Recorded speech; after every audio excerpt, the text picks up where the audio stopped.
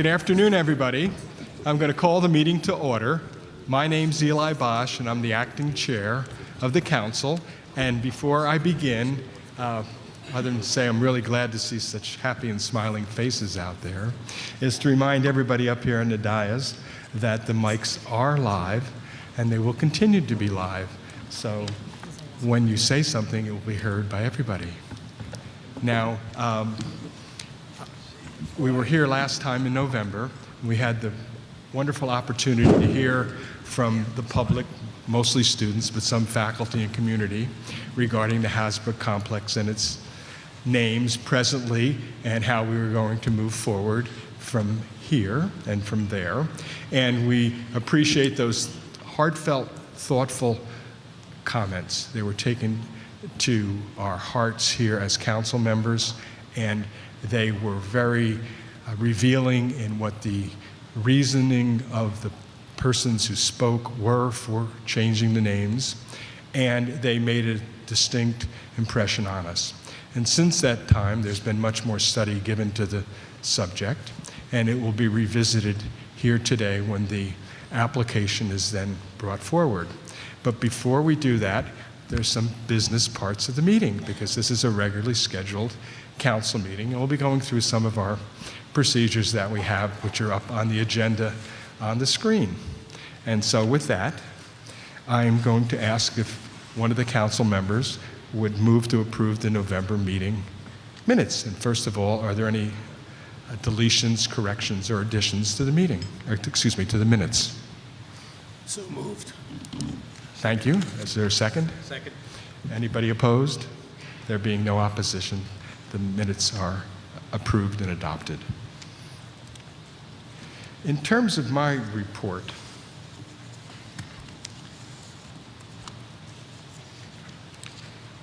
I'm going to leave that to be interspersed in between the other items on the agenda.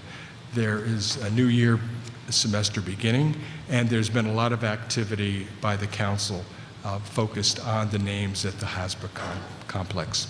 And we're going to hear from people who participated in that, and we have other people here present from the who participated in the report from the Diversity and Inclusion Council. So they're here present as well. And everybody has become familiar with that information. But since that time, there's been a study of what would be proposed names in the event that later on, when the resolution is brought forward again by Nadella for removing the names, as to what would be alternative names. And so I'm going to ask Vince Consolino if he could give us a report, because I know there's been an in-depth study of that. Vince? Is this working? Yes. Okay. All right. Our study group was charged with by the interim chair, Eli, and us and the SUNY New Paltz College Council. And SUNY New Paltz President Don Christian with soliciting replacement names, should we decide to replace the names, for the Hasbrouck complex buildings via campus-wide electronic survey. It was made clear to us that current SUNY policy does not allow for honorific names of buildings without a substantial financial gift, so we stayed away from that. And the group was asked to come up with a semifinal list of 10 names for the President's Cabinet to consider and recommendation to the College Council. So we did come up with 11 names. I'd like to thank the participants of the group: Nadella from the College Council, Ron Law from the College Council, who co-chaired this, Ann Ballant from the faculty, Robin from the faculty and staff, Reynolds Scott Childress, Veronica Claypool Butler, who's a community member, Michelle Tejada, president of the Latin American Student Union, Shelley Wright, our VP of Communications, and Lucy Walker, assistant vice president for institutional research, who did a lot of the work on the surveys that we put out. So we did a survey that went to about 37,000 alumni, 8,000 students, 1,700 college employees, which sounds significant. We got 3,000 responses, but we used that as input. And all the responses were anonymous and all the questions were optional. And what we did was we asked people to rate on a scale of 1 to 5 several themes we had in terms of naming. And by far, the names with local meaning had the strongest favor. And so from there, we came up with the following 11 names that we're recommending to the College Council. I'm going to do my best to pronounce these correctly. And this is in no particular order. Maritanza Hall, Pond Hall, Awasting Hall, Minnewaska Hall, Mohonk Hall, Hawk Hall, Peregrine Hall, Ashokan Hall, Sunset Hall, Tamarack Hall, and Shawangunk Hall. I'm sure I said Shawangunk incorrectly. However, did I get that one right? Thank you, thank you. In our little white paper that we wrote with the help of Shelley and the team, we've actually defined the meaning of each of those places, what they mean naturally in nature here. Obviously, Sunset Hall, for example, is in recognition of the magnificent sunsets over the Shawangunk Mountains that can be viewed from the campus. So we assign that to each of them. And I'm happy to say, first of all, the committee was wonderful. I hope everybody felt empowered. Everybody certainly participated, and we came to a general agreement amongst all of us. Indela, Ron, anything you'd like to say? No. I think you said it all. Okay. That's it, Mr. Chairman. Why, thank you, Vince. So I know that President Christian has also digested that report as well, which was been given to us in much more depth in writing. And I'd like to ask the President, Don, to give his report now. Thank you. I want to thank the College Council members for traveling to campus today for this very important meeting. I also want to welcome and thank students, faculty, and staff, community members, including representatives from historic Huguenot Street who are here today. I've been grateful to the Council throughout my presidency for your support of my leadership, and I'm hoping for your continued support today with a yes vote on the Hasbrook naming resolution. I'm going to limit my report this afternoon to the matter of Hasbrook building names in the interest of safeguarding time for the College Council to deliberate on this issue. I also would like to add my thanks to the Naming Task Force for your great work, to all the members of the community who provided input on that survey. More than 3,000 responses is, I think, a record for our campus on any kind of survey of that sort. You'll also hear later on in our agenda from Nadella Secu, who's the Student Association President and a voting member of the College Council, and I believe she will share students' views on this matter. I want to continue by reiterating my strong position that removing the current names from the Hasbrook complex buildings and replacing them is the right thing to do.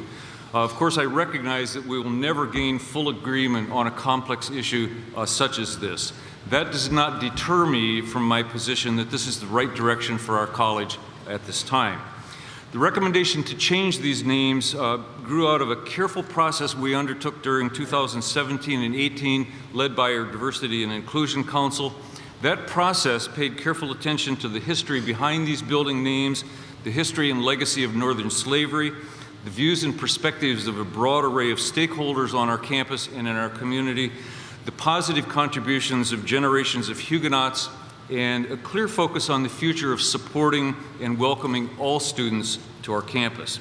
As you heard, many of us were moved by the thoughtful voices of students at our November 1 meeting. They shared how current building names make them and others feel unwelcomed and dismissed and do not reflect a history that all students are part of. Those students spoke about what it would mean for the names to change and what not changing the names means to them and to the college. I want to express my gratitude here to the many voices of support for removing and replacing these building names. As we've shared before, these include the Student Senate and the Faculty Senate, more recently the Board of Trustees of Campus Auxiliary Services, and the Executive Committee of the New Paltz Chapter of United University Professionals, which is the union that represents academic and professional faculty, have added their support as well. Several units and departments at SUNY New Paltz have voiced their support. The Village of New Paltz mayor and deputy mayor wrote in support. The members of my cabinet, here to my right, who lead various divisions of this university and who provide expertise and guidance on major institutional decisions, also support this resolution. They're concerned about harm to the institution if the names are not changed and recognize the value and benefit of changing the names for the future success of this college. College council members, you have that letter, their letter in front of you, and I ask that this and other letters of support be entered into the college council records, and we will include them in the archives of our process on the Diversity and Inclusion website. I now want to share some of my thoughts and perspectives that support my position that these names should be changed. I certainly understand that others may not share these views. I've spoken before about my admiration and respect for the thoughtful, inclusive, evidence-informed process that the Diversity and Inclusion Council led, and in which students, faculty, staff, alumni, and community members participated and did so openly and frankly. I have kept SUNY Chancellor Christina Johnson and Board of Trustees Chair H. Carl McCall apprised throughout our process from the very beginning. Chancellor Johnson has been so impressed with how our campus approached this tough issue that she asked me to speak about our process to my SUNY presidential colleagues at our November meeting as a model for how to approach complex, contentious issues. In my judgment, the caliber of the process itself should be a significant factor in the College Council's decision beyond the resolution's broad base of support. Throughout our process, I've tried to keep my focus on students and the future of SUNY New Paltz as a learning environment for an increasingly diverse student community. My empathy, and I know that of others, grew for current and future students being asked to live, eat, and sleep in buildings named for those who enslaved others, perhaps especially when that history has not been portrayed openly. Wrestling with this issue has been for me a case study of white privilege, which I know I have benefited from in my life. Our nation and our organizations have a long history of decisions and actions that consider primarily, sometimes solely, the perspectives of white America or that favor or benefit white people. College Council and other documents from the early 1950s noted the bravery of the Huguenots in coming to America to escape religious and political persecution in Europe and to take on the hardships of settling a new land. When the College Council first assigned the names of the original Huguenot patentees to campus buildings in the 1950s, this is the history that was noted. There's nothing in the record to suggest that the College Council considered or recognized the reality that those same individuals enslaved Africans or that their settlement had permanent impact on indigenous people. The time is right now for us to take a broader view of that history and the meaning behind our building names.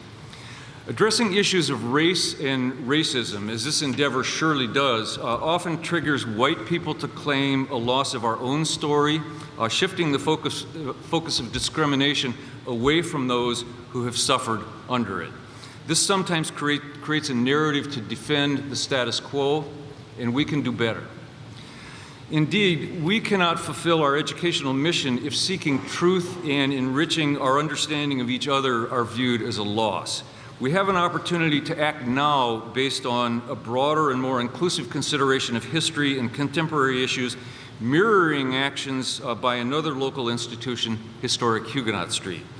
I want to be clear that it's not only black and brown people who support this change, but also white members of our community, including students, employees, alumni, administrators, and some Huguenot descendants.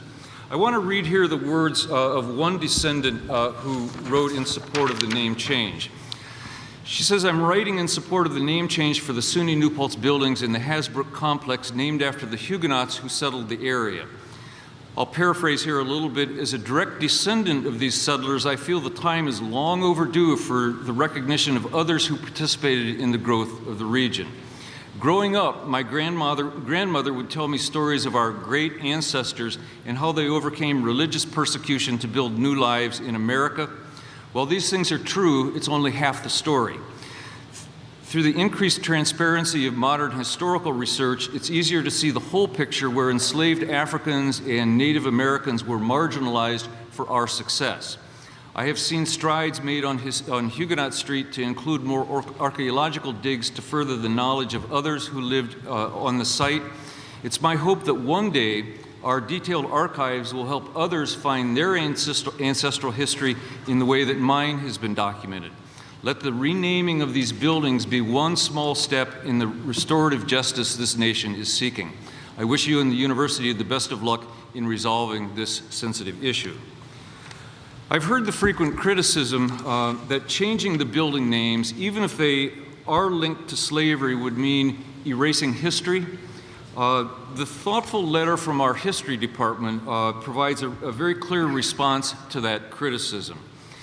Keeping the names on these buildings defends a long-standing status quo and belies our mission as a public university. Let me be clear, the goal of this entire process has been to elevate our history, to tell it more openly, fully, and honestly, definitively not to erase it. The Diversity and Inclusion Council recommended, in addition to changing building names, that we simply, and this is a quote, not replace one history with another. To achieve that goal, the Diversity and Inclusion Council proposed a contemplative space on campus where future students and visitors can gather to reflect on and discuss the many elements of our history informed by educational materials and programming. This suggestion is consistent with the frequent feedback we heard during our process from students that they want to know more about local history and the history of campus building names. Such a project is within my presidential purview, and that work has already begun. I've appointed a working group of faculty, staff, and students who are studying and developing recommendations for such a space on campus to tell our broader history, including the history of the original Huguenots and their link to slavery, the history of enslaved people and their descendants, including the economic and racial legacies of slavery, the history of the indigenous people before and after European settlement, and the many, many positive contributions of Huguenot descendants in the post-slavery era to the college, the community, and beyond. This group that I've formed is already thinking about ways to integrate such a space into the life of the campus. I've asked them to also recommend content for interior signage in the current Hasbrook Complex buildings, summarizing the history of these building names, including the link to slavery, and the 2017 to 2019 campus efforts to change these building names. We plan to complete these projects next year, and I'm already in touch with possible donors who might provide financial support for those efforts. Nadella and I talked recently about what it would mean to her and other students involved in this process to come back to campus as alumni in 2030 or 2040 and know the impact that they've had on better educating future students about this complex history. I've also adopted that long-term thinking in my approach. Consistent with our mission as a public university, we're making every effort to have this endeavor be an educational one for us all. My position is consistent with the leadership role that we want SUNY New Paltz to take on topics of equity and inclusion.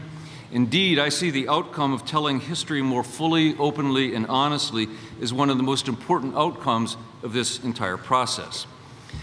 At the outset of this endeavor in August 2017, I believed that the New Paltz community could be a role model for civil discourse on a contentious issue. I now know that this process has served the campus community well and raised awareness of important issues of race and racism in our society. I'm so proud of our students, employees, alumni, and partners at Historic Huguenot Street who've engaged in this dialogue that's taught us much along the way. Thank you for hearing my perspectives on this topic. And thank you very much for those remarks. Now, before we turn to Nadella, I would ask that we enter into the minutes the letter from David Eaton, Vice President of Enrollment Management, the longest-serving member of the Cabinet, and that it be made part of the minutes. And likewise, I'd like to thank Vinnie again for the thoughtful report regarding the change of names, if that is to come to be, in a few minutes.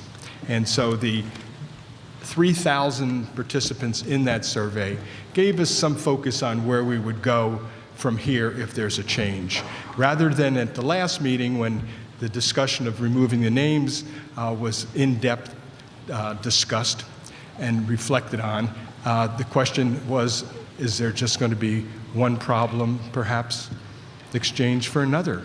Or should the names be removed, what will they be? And without knowing that, it gave some members of the council some uncomfortable feelings as to what would be, what is going to be the future, what would it be? And the in-depth study that they've done, I want to thank them for it, because they've come up with names that I think give comfort to everybody who would be residing or eating in the Hasbrook complex. And that, after all, is what we want. We want the students who come here to be comfortable where they live and where they eat, and by the same token, they can understand the history of the area as well as the geography which they look at from the dormitories and from the dining hall. So I think you've done a marvelous job in studying that issue, and now we're going to turn to Nadella and have her give us a report. She's the president of the Student Association, and she is a voting member of the council. And I'm going to ask you to give us a little report and then maybe move on to the resolution. Nadella? Can everyone hear me? Sorry for my voice. But I would like to welcome everyone that's here, the public, students, faculty, administration, the news press, community members, and descendants of the Huguenot families, and the college council members for being present today. But before I go on to my report, I would like to thank everyone that was in this process as well, including the Diversity and Inclusion Council for help bringing this matter to light by having different forums and gathering a report for us to read from. And I would like to thank President Christian for his passionate and great leadership throughout this process at all. And would like to thank administration for helping and guiding me throughout this process and making sure that I was okay with any information that I needed. And also a huge shout out to faculty, the library staff, UUP, students, and of course my e-board members, Student Association, and senators, and last but not least, the SUNY State Assembly for being in support of this matter. So I would like to pass out the letter that's from the SUNY State Assembly's president. That's on that way. There you go. And that meeting was, what, last week on campus? Yeah, it was this Saturday.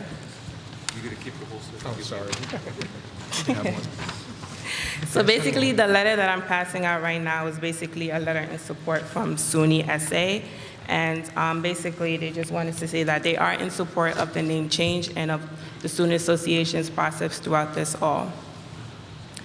So did you want a minute to read it, or should I just move on?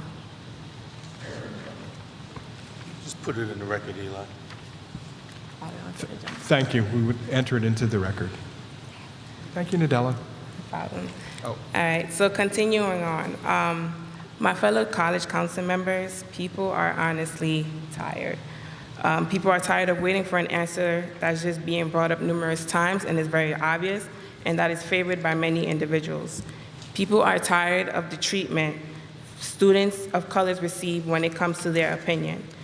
I'm sure we are all aware of the situation that happened at the last meeting when a student was put out by a UPD officer, and up till now, I'm still upset about that situation because this was the same action that happened right in Hasbrook on July 29, 1989, when they arrested 4 black men because they were doing activities that supported their First Amendment. Students of color are tired of not having a space that, better yet, does not fit them nor represent them. The village of New Paltz has no significance for the black community as well.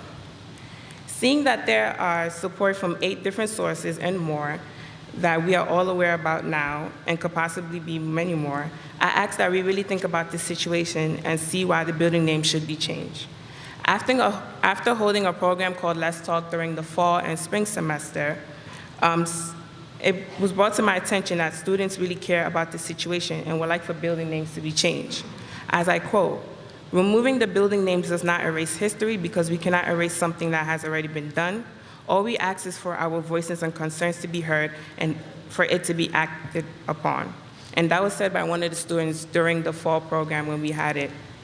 And taking that comment into consideration, it compares to some of the comments that were said at the last College Council meeting. Some such as, "It is an indescribable feeling that we must call the name of our oppressor and our ancestors' former slave owner when we are going to eat, and in fact, it is an unnecessary insult." Another comment, how can New Paltz have such a mission that is included with diversity, but don't even benefit every nationality or race within the campus? And the last quote I would like to mention is, other schools that are having the same conversation, such as Georgetown, Brown, Princeton, and Yale University. So change is constantly happening within campuses as well. So talking about change is not something new to New Paltz either.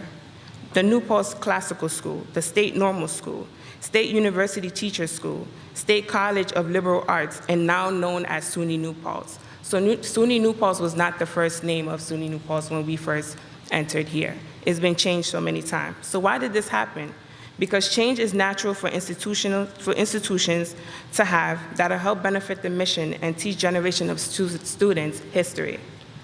Seeing that the College Council wasn't considerate of what was going on during the era when the names were being proposed to be placed on the buildings, it is our time now to be considerate. And lastly, I know it was mentioned during the last meeting that students are bigger than the name on the building. Yes, you're right, we are bigger than that. And that's why we decided to bring this upon all of us to discuss. And as a College Council, we are bigger than that as well. And I want us to realize that these names are actually being changed not only by students, but also those who are in favor of the name change as well. So to conclude, we are not erasing history. We will be erasing the terrible history that has been placed behind it. We will be marking history, not only for the present, but also for the future of diversity and inclusion. Thank you. Thank you, Nadella.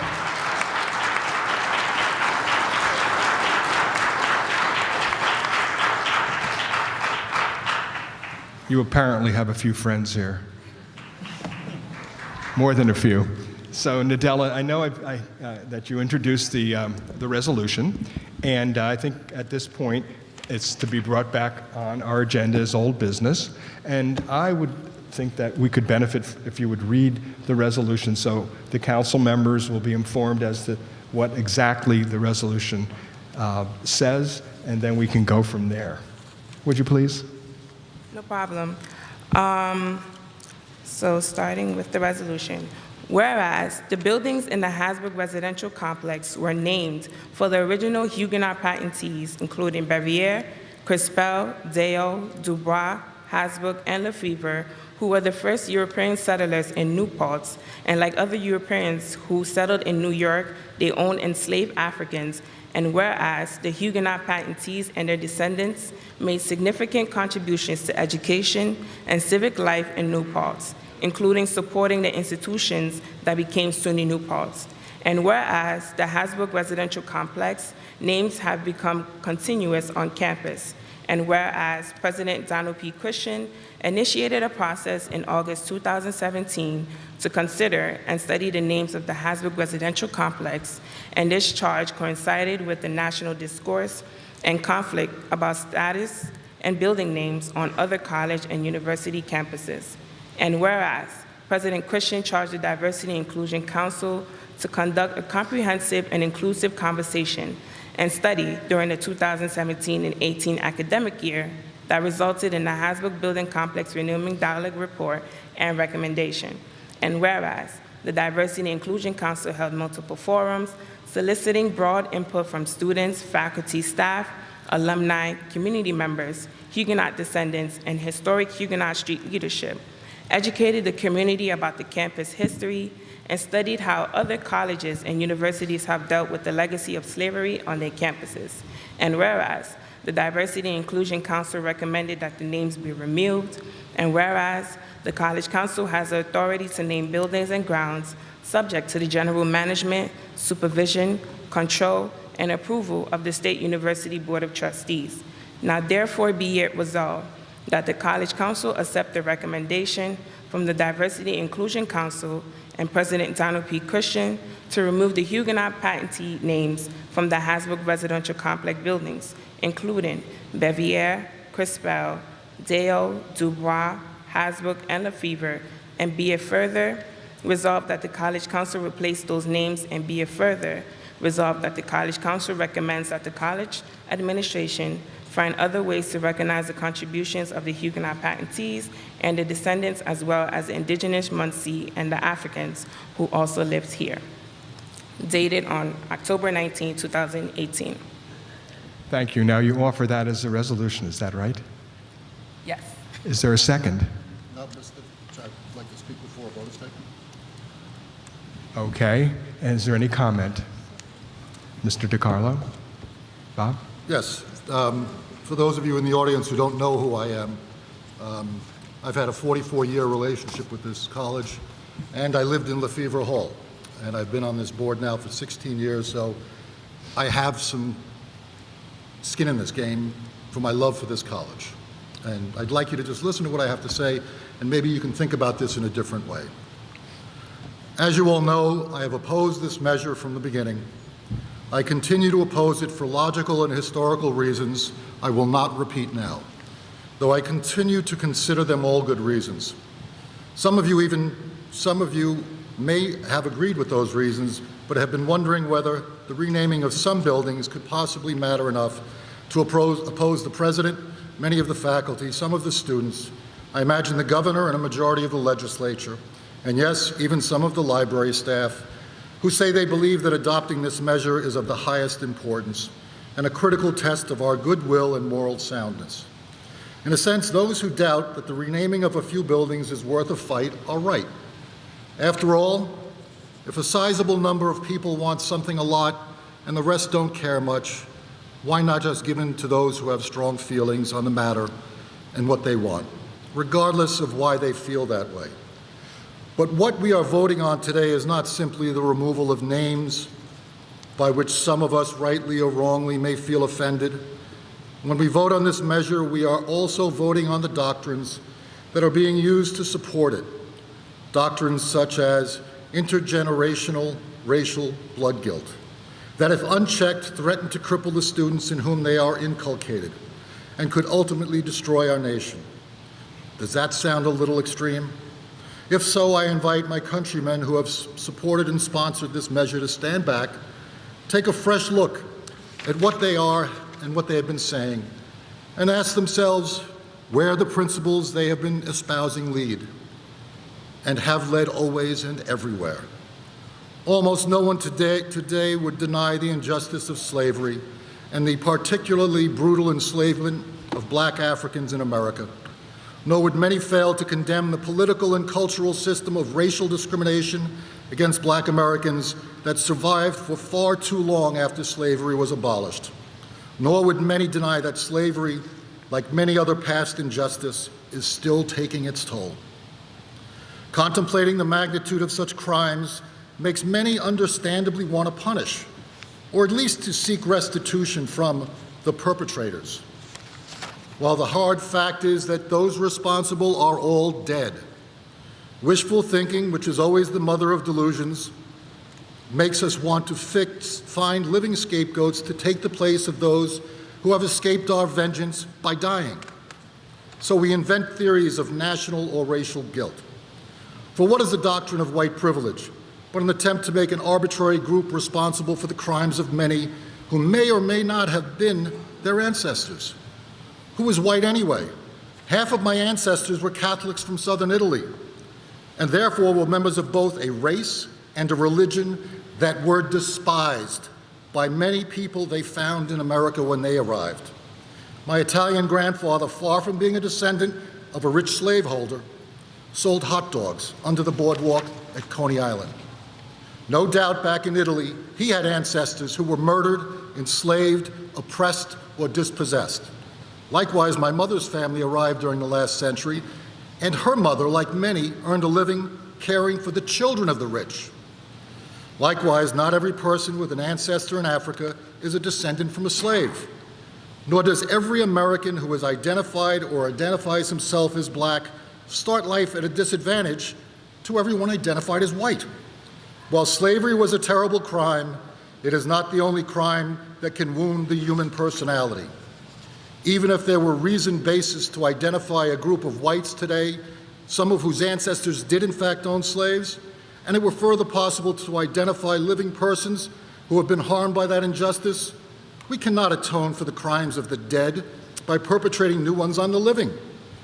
Moreover, the doctrines of victimhood and blood guilt, advanced as reasons for such new injustices, only lead to disaster for both the individual and the society.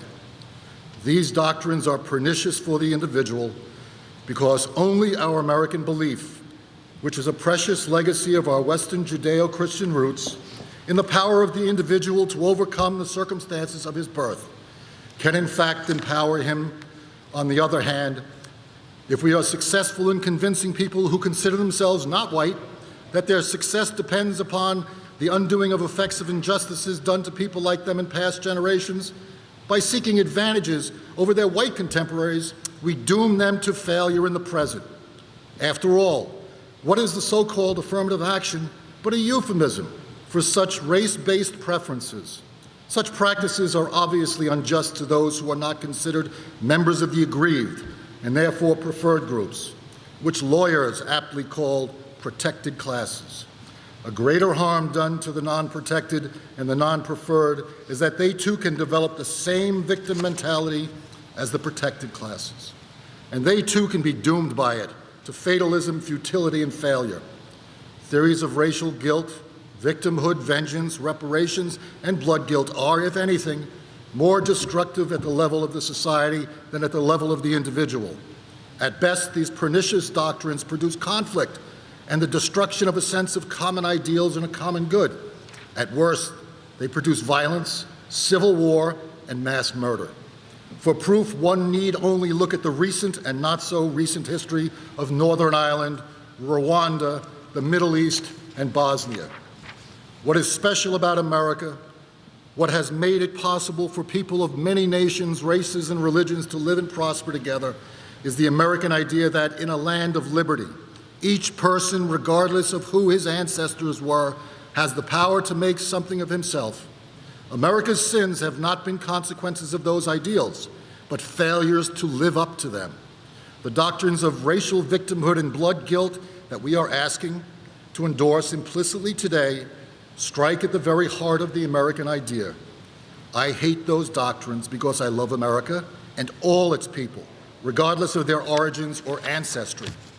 Let us commit ourselves to the American idea so that rather than embarking on a futile path of tribalism, injustice, and racial score settling, we can continue to pursue together the ideal of a nation with liberty and justice for all, a nation in which, as Dr. King, among many other good people, have dreamed, a man is not judged by the color of his skin. That is the American idea. That is the American nation. That is what so many of our forebears, whether or not we carry their biological DNA, have fought and died for. I therefore urge you to defeat this measure. Thank you. I would like, excuse me, we can, it's not public participation. I think we're going to turn back to the resolution. Mr. Chairman, I'm I'd sorry. like to call the question. Yeah. Call the question? Sure. Hold on. Yeah, so By calling the question, I'm opening it up to the debate. I get that. Okay. So is there a second on the motion? I second the motion. Second. Second. And now I'm going to call for a vote. And I know that Eleanor is on the phone, but I don't see the disc. Yes, Oh. I'm here. I'm here. Okay. Hello? Okay, I hear you, but usually we have a disc on the table, and apparently you're away. So, Eleanor, you're on speaker, and you're very loud and clear, and I'm going to ask you what your vote is. Are you in favor, or are you not, with respect to Nadella's resolution? Excuse me. I Shouldn't we vote have a debate before you call the question? I thought I'm you not. already did. Seconded? Any discussion? Yeah, that was discussion. Point of order. Yes. If you're voting to call the question, then you would need to have Yeah. a vote to end Okay. discussion. Okay, any discussion? Not an Right, that's what I'd like to. Okay, Mr. Coronado? You want to talk? Yes. He wants to speak. No, that's why I would. I'd like the record to include the letter from Michael Deo, dated October 11, 2018, and the letter Where was that published? Where was that published?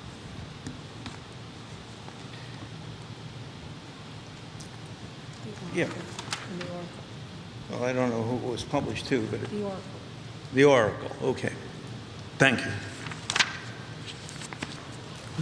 And the letter from Jennifer Lefebvre of December 15, 2018, both descendants of the original founders, the Huguenots who found New Paltz and laid the groundwork for this institution, who will both oppose the resolution. Now, I'm going to oppose the resolution, and let me tell you why. It's become a mantra that this is not an erasure of history, this is not a rewriting of history, but what is it? You know, history has a start. It starts somewhere. And the genesis of the history of this community and this institution lies with those Huguenots, because it was their foresight and energy that laid the groundwork for the town and for this institution. Their names were not placed on those buildings to celebrate the fact that they were slaveholders.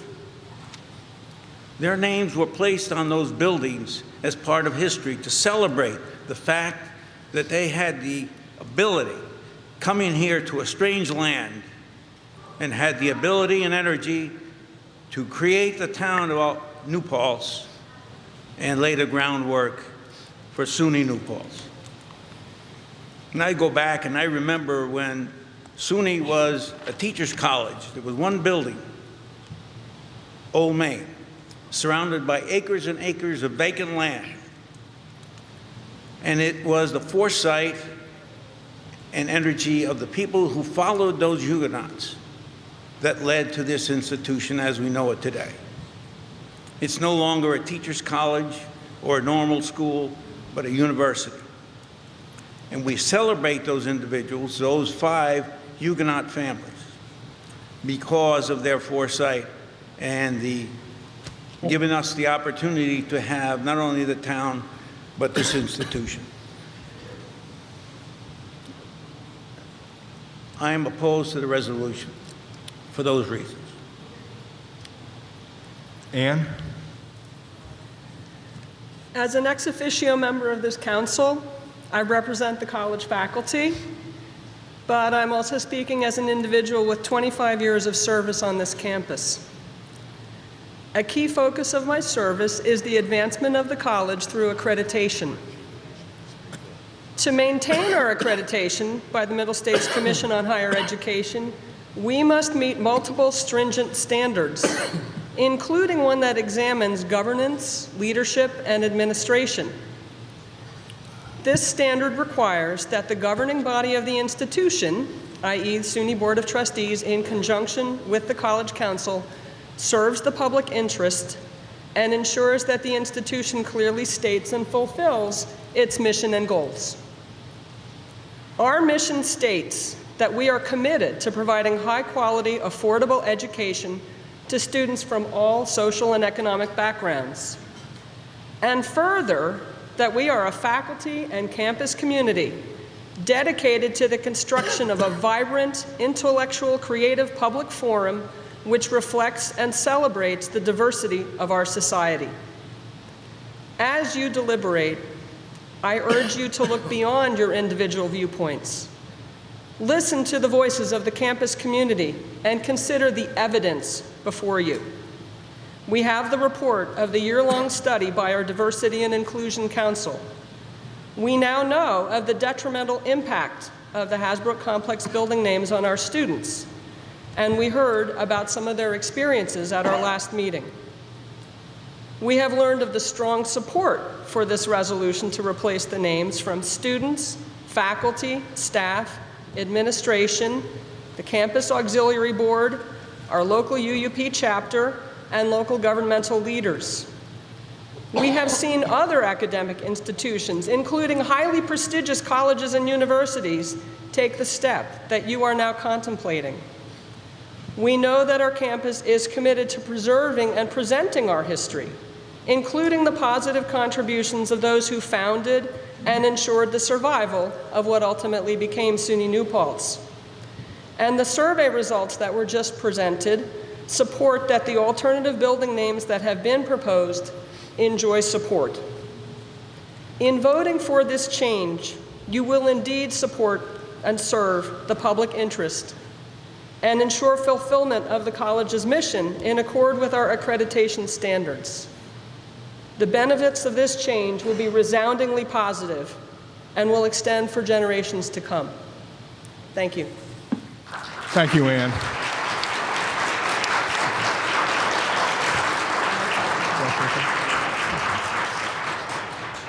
Nadella? Thank you. Hello? Can you hear me? Okay. Right, thank you for saying your speech, Amberland, and thank you, Michael, for your comment as well. But I would like to answer your question when you said, what is the point? This has been an issue since 1997, and it's 21 years now. It's time to put an end on an issue that keeps rising. If students and other individuals are not okay with certain names being put behind a building, then it's time for us to act upon it. It's obviously an issue that students are not okay with, and that's why it's keep being raised up and brought about again to the College Council. And I get that these individuals made contributions to New Paltz, and they were the original patentees of New Paltz, but we cannot forget that they are slave owners, and that's the problem that we have here. So I really want you to think about that, and that's the point. Thank you. Thank you very much.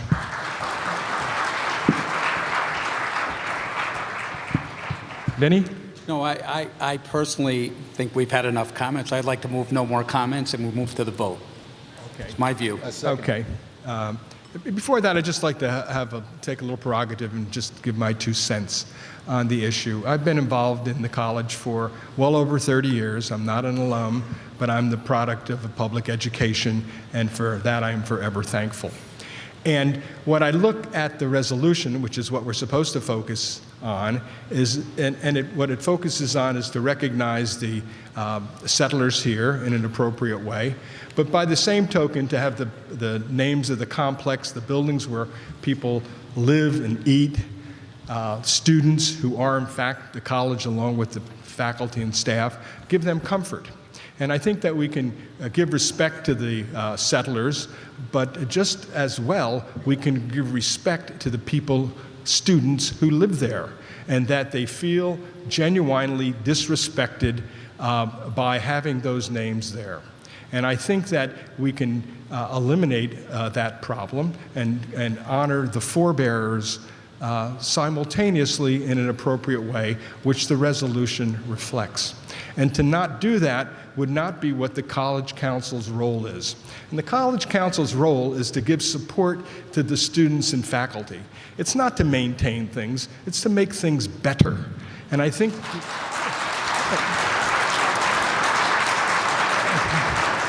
thank you. And I say this sincerely because that is what I believe is the role of public education. It gives the opportunity to a vast majority of those students who are first-generation college like I was. Like my father went all the way to 8th grade. And I got the benefit of wonderful education from SUNY Albany, and my wife was the beneficiary from New Paltz. And I think that the students here now, and looking as well to the future, because our society is forever changing and evolving, and I hope to make that in a better way, a more inclusive way, and a way that gives people comfort and the ability to get everything out of themselves that they can by having a comfortable environment to live and learn. So I certainly support the resolution, and I support the hard work by everybody who studied it thoroughly, who've looked at the history, not only of the individuals, but how the names came to evolve, who's asked full participation from the community as to what their feelings were, not only the descendants, but the people who've graduated here, the people who are here now, the faculty and staff, and pretty much it's been almost unanimous that they're in support of removing the names. And to do otherwise would be disrespectful. And I think it would be contrary to what is to be our role to support the students, faculty, and administration. So I wholeheartedly support the resolution. Now I call for a vote.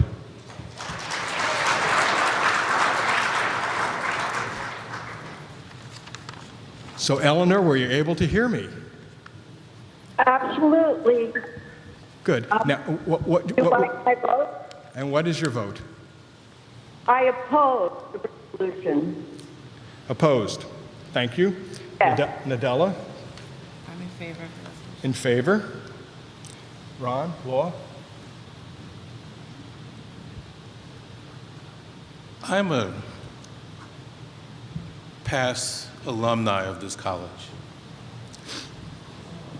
I lived in Dale, and I'm somewhat conflicted, and I'll tell you why I'm conflicted. I'm conflicted because when I was a student body president here, I fought with the Board of Regents to keep Shango's name on that dorm when they wanted to take it off. And I understand what the students want, I understand what the faculty want, but I am conflicted in my vote, but I will vote for it. Thank you very much, Ron. I appreciate that. Robert, Mr. DiCarlo? Vote no.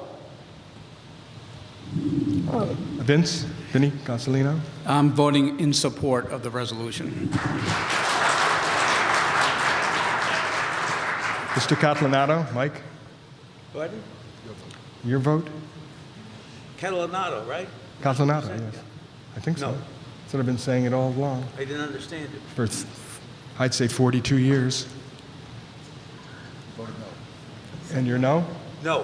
Okay, thank you. And myself, I'm in favor. So the resolution carries. Now this is.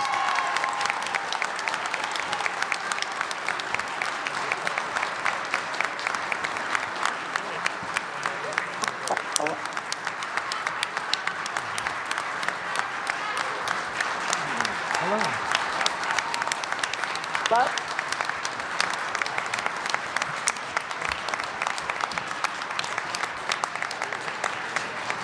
I hope the students put as much energy into study as they have at this council meeting. Yeah. Okay. Now, what we have next step actually is the budget and some other work. And I don't know. Excuse me? Oh, yeah. Well, we may go into the naming, the alternate names now, but it may take some in-depth discussion. Now, you said there was a resolution, Vin? Do you have Would you one? like me to read the resolution? Yeah, I don't have a copy of it. It said it was Here going to be they in the are. packet. So I'm looking. These down. But this would be a very good opportunity for those who would like to leave, could leave. And because we're going to go into the what would be alternative names now and then into some budget. So this would be kind of an appropriate opportunity. Why would they leave? Alternative names, they can stay. Yeah, Maybe, maybe not. if they don't. I don't know if people are aware of the next step instead of I'm going by my. In the new names? Okay.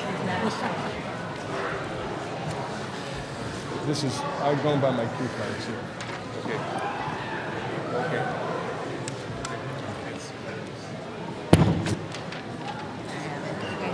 Because the names will stay. Eli. Yes. Eli. Yes. Oh, yes.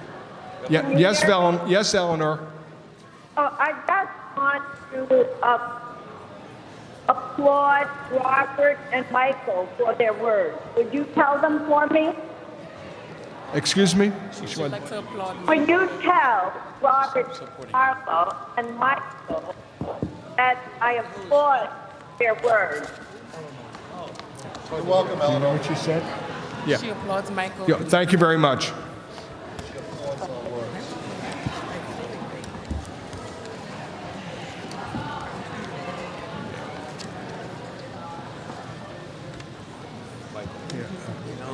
So I'm just going by my cue I'm cards a here. fond And George Santayana.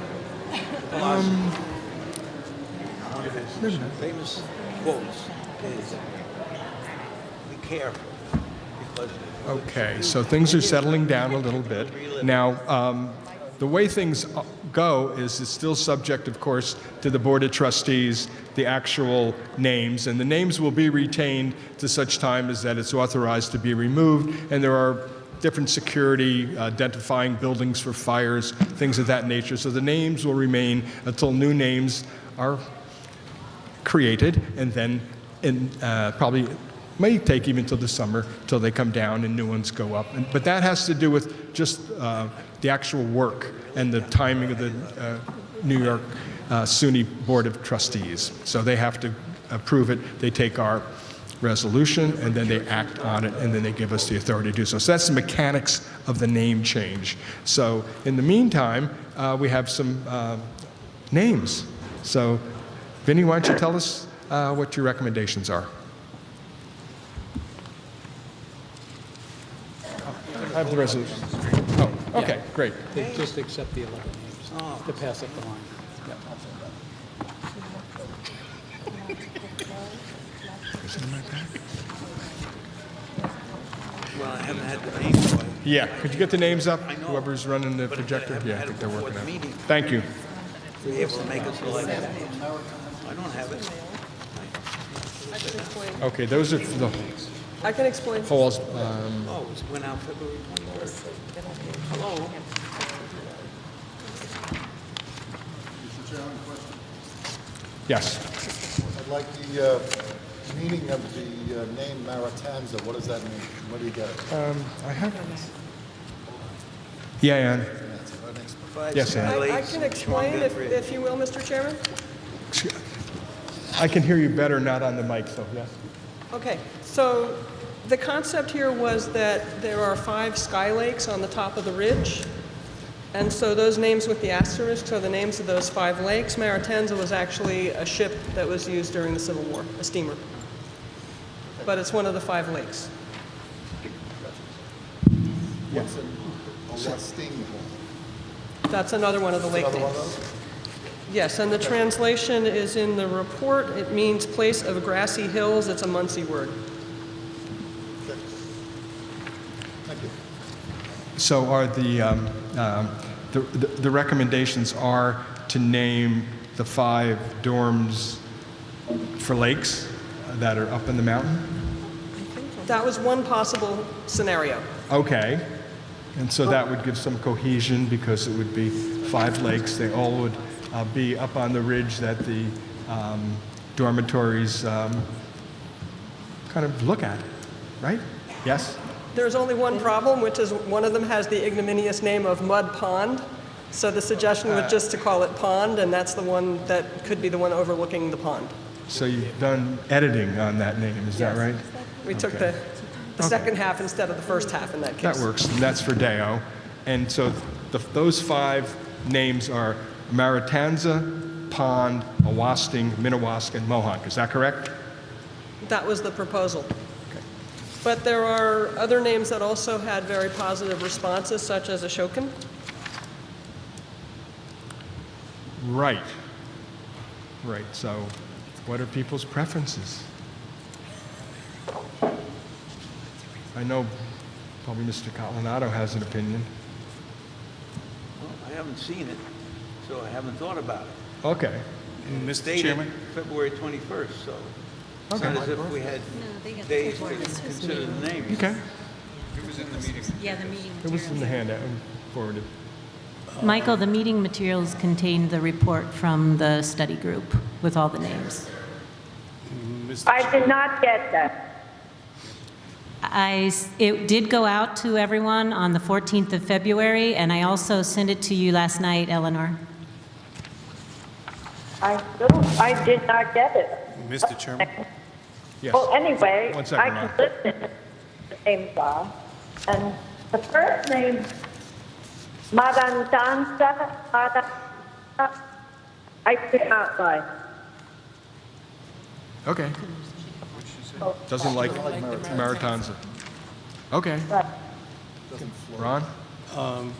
May I suggest that the council consider delaying this vote until the next session to give members of the council who have not seen this a chance to examine it and to think about it, and also maybe to offer them some explanations as to what the definitions are? I don't think it's going to impede anything else that's going to go on, and I think it'd be fair to give them a chance to I digest it. second that motion. Yeah, I think it's a point well taken, and thank you. And it'll give us some opportunity to review them, think about it a little bit more, and discuss it in more depth.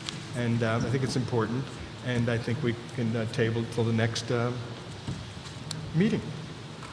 All, yes, yes. I know they're supposed to go to the trustees. Yeah, give me some information, I'll sure. express a little frustration there that the naming report was part of the materials that went out to the council members. Yes, it was part of the materials, yeah. While that may be true, This will delay by, There's a motion on the floor. You must take up the motion. You second it. well, let me just I'm respond going first. to take prerogative, and the information given It's in by front of you now. the president is such that the information was imparted, I think. I mean, I got it, I know, Yeah. last week, and have reviewed the different names. There was not a focus in particular on which were the actual suggestions. There was a potpourri of different choices that can be made rather than a focus as to what the specific recommendations were. I kind of get that. And so, you know, that fine tuning. But by the same token, I know this whole issue has taken quite a long time to evolve, like more than a year. And while everybody is anxious to have the names come off and then have new names put up and put this behind the institution as quick as possible, by the same token, it should be done correctly. And I would like to have as best a consensus as to what the names will be going forward, although it does delay things because of the timing of the Board of Trustees and when they meet. And they are the ones who have the ultimate decision. And, you know, until it's finished, the issue will not be in the rearview mirror. It'll still be somewhat in the front windshield. But the point is well taken. And is it the consensus of the council that they would like to wait and study the names to be changed, new names, until next? Is that the way it is? Anybody does not feel that way? Eleanor, were you able to hear me? I would like to do it at the next meeting. There's a motion. I would like to Okay. address that Okay. at the next meeting. Okay, so I call a vote. So the vote's a table? All right. Yes. I All in vote favor? Ron, do you have something? for. I vote for. For the motion. Everybody for tabling, is that correct? Aye, This is to put it off, the name. Put it off. Aye. I'll go along with that. I think our council members need to Nadel? read it. Okay. Yeah, so that's going to come on our next agenda, and we'll put the bow on the new names hopefully at that time. Thank you. You're welcome.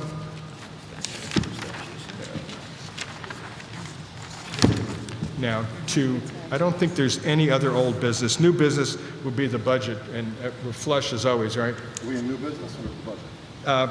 I don't have any other old business, so I go to budget. You want to do budget and then new business? Well, I have it under new business, budget. Oh, wait, I'd like new business after the budget. Business. Fine, so we'll have the budget now. That's fine. Okay. So on the screen, to your right, is the usual presentation that I provide to the College Council.